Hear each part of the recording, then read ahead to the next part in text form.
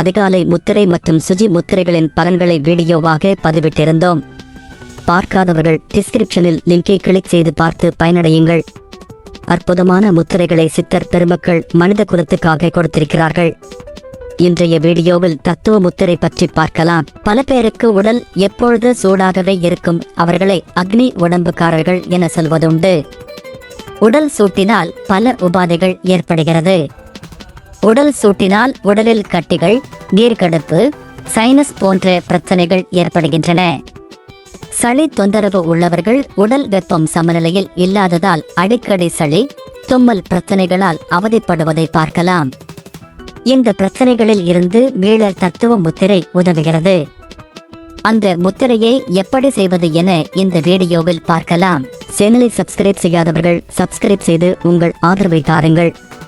இன்னும் பல முத்திரைகள் பற்றிய வீடியோ அடுத்தடுத்து வரப்போகிறது. அதை கற்றுக்கொண்டு நீங்கள் பயன்பெறுங்கள்.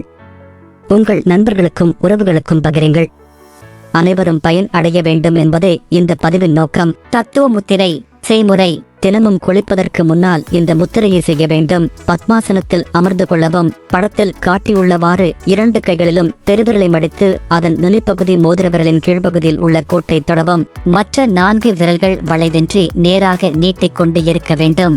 முழு கவனமும் முத்திரை மீது குவிந்திருக்க வேண்டும். 10 நிமிடங்கள் இப்படி தினம்தோறும் குளிப்பதற்கு முன்னால் செய்தால் போதும்.